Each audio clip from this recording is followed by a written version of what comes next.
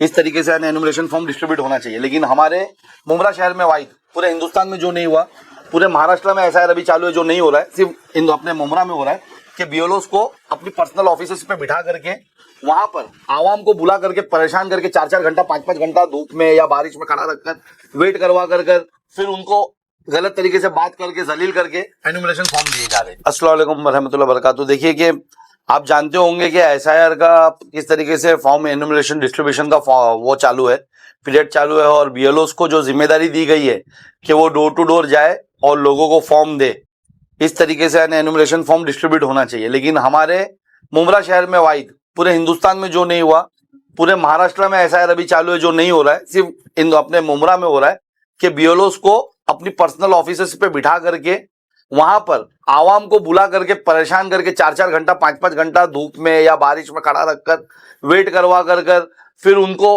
गलत तरीके से बात करके जलील करके एनुमरेशन फॉर्म दिए जा रहे।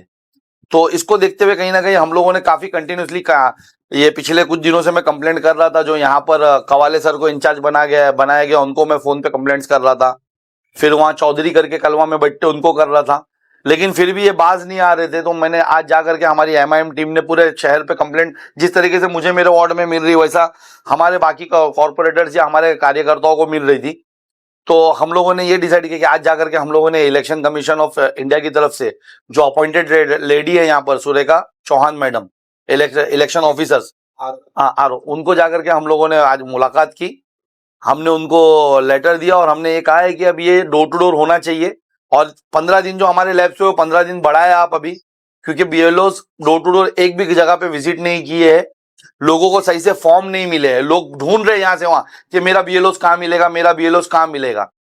या अगर आप लोग की तरफ से सेंटर्स पे बिठा दिया जाता जहां पर लोग वोट डालने जाते, तो उनको पता होता कि मेरा परफेक्ट सेंटर्स कहां पर है, तो वो वहां पर आकर के अपना फॉर्म कलेक्ट कर सकते थे। तो आप ऐसा कुछ करिए। तो उनसे मुलाकात करके आए अभी, उन्होंने भी हमसे कहा है कि अगर इस तरीके से यहाँ मुंब्रा में हो रहा है तो गलत हो रहा है, हम उस पर इंक्वायरी भी करेंगे, और जो भी यानी इस तरीके से अगर अपने ऑफिस पे बिठा रहा है उस पर हम लोग जो एक्शन लेना वो एक्शंस भी लेंगे, और बीएलओस पे भी हम एक्शन लेंगे जो डोर टू डोर नहीं जा रहे। तो कहाँ पर हो रहा है, किसके ऑफिसों पे हो रहा है? देखिए यहाँ पर एनसीपी एसपी गुट हो या एपी गुट हो, आप देख रहे होंगे कि उन लोगों ने अपने ऑफिस पे यानी बुला करके बिठा करके रखा हुआ है। मेरे वहां भी कुछ बीएलओस आए थे, मुझे भी यानी कहा गया कि भाई हम 3 बीएलओस है आपके वहां साहब भाई, हम बैठ करके यहाँ फॉर्म देंगे। मैंने सरासर उनको मना किया, मैंने कहा कि ये आपके हाथ में 1200 लोगों की यादी है, यानी एक बिल्डिंग के अंदर 100 लोग तो रहते हैं, एक उसमें आप अगर 12 बिल्डिंग है, अगर 12 दिन भी करोगे आप तो कवर हो जाएगा। एक दिन में एक बिल्डिंग ही कवर करो, आप एनुमरेशन फॉर्म दे दो, उसके बाद 12 दिन बाद आप कलेक्ट करने का काम करो। और बोले नहीं, उनको जिनको फॉर्म भरने में दिक्कत हो रही, तो मैंने उनसे कहा जिनको दिक्कत होगी मेरा ऑफिस ओपन है उनके लिए, आज भी हम फॉर्म भर रहे, लोगों की मदद कर रहे, तो वो आकर के यहाँ पर भरेंगे। लेकिन मैं बीएलओस को नहीं बिठाऊंगा, आपको जो ड्यूटी दी गई है आप जाकर के घरों पे दीजिए। लोगों देखिए कितना पैनिक का माहौल क्रिएट किया गया है। आज मेरे पास कोई लेडीज आकर के 3 दिन पहले मेरे को बोले साहब भाई मैं वो ऑफिस पे फला ऑफिस पे गई थी, फला कोई खड़ा था, उसने बोला अरे तुम्हारा फोटो सही नहीं है, तुम्हारा कान नहीं दिख रहा, तुम्हारा फॉर्म रिजेक्ट हो जाएगा। जबकि फोटो ऑप्शनल है, फोटो हमारे ऊपर है कि हम देना चाहते हैं, नया अपडेट करना चाहते हैं, नहीं करना चाहते, ऑप्शनल है। लेकिन लोगों को क्या डराया जा रहा है, व्हाइट बैकग्राउंड चाहिए, क्या कैमरामैन लोग से यानी फोटोग्राफर लोग से कुछ सेटिंग हुई है, कुछ कमीशन बांधा गया है किसी का। आप क्यों ऐसी हरकत कर रहे हो? जब आपके पास परफेक्ट इंफॉर्मेशन नहीं है तो आप लोगों को क्यों डिटेल देकर के डराने का काम कर रहे हो? आप अगर बीएलओस को जो आएंगे जिनको जेन्युइन इंफॉर्मेशन है फॉर्म भरेंगे, और अगर आप भी मदद करना चाह रहे हो तो हमको कोई ऑब्जेक्शन नहीं है।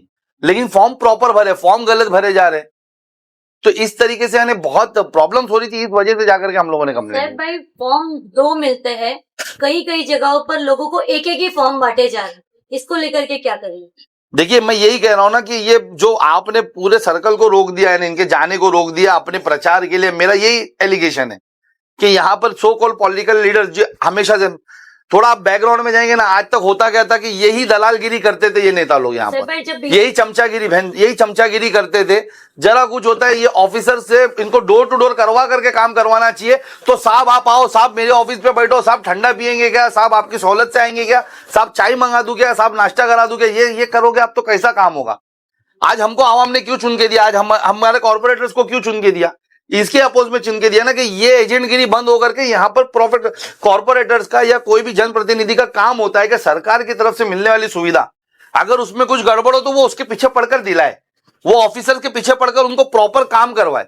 यहाँ तो चमचागिरी कर रहे हैं कुछ लोग। ये नहीं होना चाहिए। प्रॉपर बीएलओ को जो काम दिए गए, अगर पूरे हिंदुस्तान के अंदर बीएलओ घरों पे जा रहे, पूरे पूरे महाराष्ट्र के अंदर जा रहे, तो मुंब्रा में भी हमारी यही कंप्लेंट है कि घरों पे जाए। हमारी माँ बहनें यहाँ से वहां भाग रही, फॉर्म कहां से लूं, किससे लूं, वो बीएलओ कहां बैठा है, ये बैठा है, नहीं होना चाहिए। जबकि बीएलओ उनको ढूंढ कर फॉर्म देना चाहिए। हाँ, इसके बीच में अगर कुछ फॉर्म छूट जाते तो उसके लिए फिर आप आए ना आगे, आप आगे आके काम कराए ना, क्यों नहीं हो सकता है? जबकि ये ऐसे की गाइडलाइंस है। आज मैंने एक नई चीज सुनी है, तो बर्थ सर्टिफिकेट तक के लोगों से मंगाया गया है। हमारे ही वार्ड नंबर 30 में रूम नंबर 101 का है, उनको वो जब फॉर्म भरने जा रहे थे तो उनको रिटर्न भेजा गया घर पे और उनको बोला कि आप बर्थ सर्टिफिकेट लेके आओ। देखिए, यही सब गड़बड़ है। अगर यही मैं बोल रहा हूँ, बीएलओ घर पे आता ना तो वो एक डॉक्यूमेंट्स नहीं मांगता। आपको पता है, ये एन्यूमरेशन फॉर्म के साथ आपको कोई भी डॉक्यूमेंट्स नहीं देना है, एक सिंगल डॉक्यूमेंट्स नहीं देना आपको। अगर आपके फॉर्म में एनोमली लग जाए या आपके फॉर्म में कोई दिक्कत हो जाए तो उसके लिए आपको 5 अगस्त के बाद प्रॉपर आपको नोटिस आकर के हियरिंग पे बुलाया जाएगा और उस वक्त आपको डॉक्यूमेंट सबमिट करना है, उस वक्त आपको डॉक्यूमेंटेशन के साथ जाना है। अभी आपको कुछ भी नहीं देना है। अभी आपकी सिर्फ मैपिंग चालू है कि 2002 में या तो आपका सेल्फ नाम था या आप कभी प्रोजेनी हो किसी के नाम के साथ, अपने फैमिली रिलेटिव्स, ब्लड रिलेटिव्स के साथ आप उसको मैप कर रहे हो। इसमें आपको एक सिंगल डॉक्यूमेंट्स नहीं देना है। आधार कार्ड भी ऑप्शनल है। अगर आपके पास आधार कार्ड है तो आधार कार्ड नंबर भरिए और दीजिए, नहीं है तो नहीं भरे आप, वो भी ऑप्शनल है और वो खुद फॉर्म पे लिखा हुआ है। लेकिन यहां पर क्या किया जा रहा है, हर पार्ट और हर ऑफिस के अंदर आधार कार्ड लाइए, आपका वोटर कार्ड लाइए, अपनी इलेक्शन की तैयारी की जा रही है, डॉक्यूमेंट्स जमा किए जा रहे हैं। इसके तो हम ऑब्जेक्शन ले रहे हैं ना कि ये फालतूगिरी ऐसे हालात में जहां एसआईआर के लिए आवाम परेशान है, डरी हुई है, उनके ऊपर यानी प्रेशर है कि हमारा नाम ना कट जाए, उसमें तुम तुम्हारी पॉलिटिकल यानी सेक रहे हो, तुम अपने आने वाले टाइम के इलेक्शन की तैयारी कर रहे हो उनको परेशान करके। ये नहीं होना चाहिए। आप भाई कुछ दिन पहले राजनीतिक दलों के द्वारा मनपा स्कूल में भी आरओ के साथ मीटिंग की गई थी और कहा गया था कि बीएलओ जो है वो घर पे जाना चाहिए। उधर भी मीटिंग हुई थी, लेटर भी दिया गया था आयुक्त साहब को, कलेक्टर साहब को भी लेटर दिया गया था, लेकिन कुछ एक्शन नहीं हुआ। आप लोगों ने भी मीटिंग की है, फिर उसके बाद लेटर भी दिए है, लेकिन आपको क्या लगता है कि अब इस पे एक्शन होगा? क्या बीएलओ घर पे जाएंगे या सिर्फ बातें रह जाएंगी? देखिए, मैं अभी यहाँ पर जो हमारे असेंबली के जो आरओ है उनसे मिलकर आया हूँ। अगर उन्होंने अभी भी इसको संजीदगी से नहीं लिया तो हमारा लेटर कल यानी डायरेक्ट उनके पास जाने वाला है, महाराष्ट्र मंत्रालय में जाने वाला है। जो हमारे महाराष्ट्र के आरओ है, इलेक्शन ऑफिसर, उनके पास ईओ है, उनके पास जाने वाला है। तो वहां पर हम कंप्लेंट करेंगे और अगर इसके बाद भी नहीं संजीदगी से हो तो फिर हम इंशाल्लाह ताला इसके खिलाफ कुछ ना कुछ कानूनी प्रक्रिया करेंगे, कुछ इसके खिलाफ यानी एक्शन लेंगे। देखिए, मैं आप लोगों की वीडियो बंद करने से पहले ना मेरे शहर की आवाम को एक मैसेज देना चाहता हूं कि जो एसआईआर का फॉर्म भरने का जो तरीका है ये बिल्कुल भी सिंपल है। आप बिल्कुल भी इसमें पैनिक ना हो। पहले तो आपको कोई डॉक्यूमेंटेशन नहीं देना है कि आपको कोई डॉक्यूमेंट्स अभी जमा करना है। आपको आपका सिंपल जो भी डिटेल्स आपकी 2002 की खुद की होगी तो आपको सिंपल तरीके से वो पुरानी डिटेल एज इट इज आपको भरनी है। और अगर आपको नई डिटेल जैसे 2002 में नाम नहीं, किससे प्रोजेनी हो रही, तो आपके लेफ्ट साइड पे आपको उनकी डिटेल्स भरनी है। अभी कुछ ऑफिसों पे मैंने देखा कि वो फॉर्म्स के अंदर पे उन लोगों ने गलत तरीके से फॉर्म भरे। ये उनकी गलती की वजह से कल आपको जाने हियरिंग में जाना पड़ेगा। आपको फॉर्म्स के ऊपर हेडलाइन पे साफ लिखा हुआ है कि 2002 में अगर आपका नाम है तो वो डिटेल दीजिए लेफ्ट साइड पे। राइट साइड पे साफ लिखा है कि अगर आपके खून के रिश्तेदारों में से कोई 2002 में था तो उसकी डिटेल दीजिए, तो वहां उसकी डिटेल्स देनी है। अगर आप समझिए कि 2002 में आपके मम्मी के नाम से मैपिंग कर रहे हो तो पहले आपके मम्मी का नाम आएगा, सेकंड उस पे आपका अगर उनका वोटर आईडी था उस वक्त उसका जो भी नंबर है वो आएगा, थर्ड पे आपके डैडी या उनके डैडी जो भी उसमें 2002 की लिस्ट में उनके नाम के आगे नाम रहेगा उनका नाम आएगा, उनका जो रिश्ता रहेगा उनसे वो डालना है, ना कि आपका रिश्ता आपकी माँ के साथ क्या है वो डालना है। यहां पर क्या किया जा रहा है कि आपका क्या रिश्ता आपकी माँ के साथ ये आपके फॉर्म पे भरा जा रहा है। और वहां पर क्या है 2002 में आपकी मम्मी के आगे आपके डैडी का नाम है तो वो हस्बैंड होते हैं उनके, तो वहां पर हस्बैंड होना चाहिए, वहां पर यानी मदर नहीं आना चाहिए। इस वजह से आप लोगों को हियरिंग में जाना पड़ सकता है। तो ये गलती पे आप बिल्कुल भी ध्यान दीजिए। सिंपल से आप अपने मम्मी की डिटेल्स भरिए वो कॉलम में, उसके नीचे जहां पर डेट ऑफ बर्थ लिखना है, आपकी जन्म तारीख लिखना है, उसके बाद आपके नंबर है आधार कार्ड का, आपको नंबर देना तो आप आधार कार्ड का नंबर दे सकते हो, मम्मी डैडी का नाम वहां पर दे सकते हो, उनका यूआरबी नंबर दे सकते हो, और आप मैरिड हो तो आपकी स्पाउस का दे सकते हो, हस्बैंड है तो वाइफ का दे सकते हो, वाइफ तो हस्बैंड। सिंपल तरीके से फॉर्म भरना है। अगर किसी दिक्कत आती है तो हमारी एमआईएम की जितनी भी ऑफिस आप उस पर विजिट करें, हमारे कार्यकर्ताओं को कांटेक्ट करें, हमारे बॉम्बे कॉलोनी के हेड ऑफिस पे आप विजिट करें, इंशाल्लाह ताला हम आपको फॉर्म भरने में कोई भी प्रॉब्लम होगी वो सॉल्व करके देंगे। बिल्कुल। देखिए मैं जैसा अभी कह रहा था ना कि आपको 2002 की लिस्ट के हिसाब से नाम देना। अभी देखिए यहां पर एक लेडीज का नाम है शेख रजिया फरीद। अगर समझिए इसका बच्चा इसके साथ यानी अपना नाम को मैप कर रहे हैं इनके बेटे, तो वो ऊपर पहले नंबर पे अपनी मम्मी का नाम डालेंगे शेख रजिया फरीद।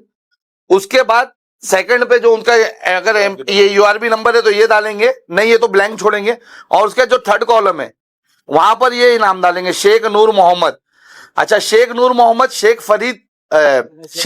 शेख रजिया फरीद के पति है। तो यहां पर देखिए पा लिखा हुआ है, पा। अगर वहां लिखा होता तो वो वडील होते। तो आपको ये डिटेल डालनी कि वो पति है।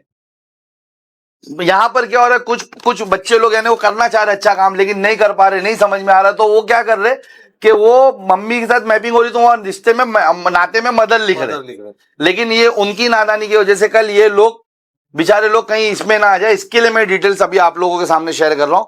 बाकी मेरे पास जितने मेरे आसपास के फॉर्म्स आ रहे मैं उनको करेक्शन करके पहुंचा रहा हूं, लेकिन जो मुझ तक नहीं पहुंच पा रहे वो अपना करेक्ट कर ले।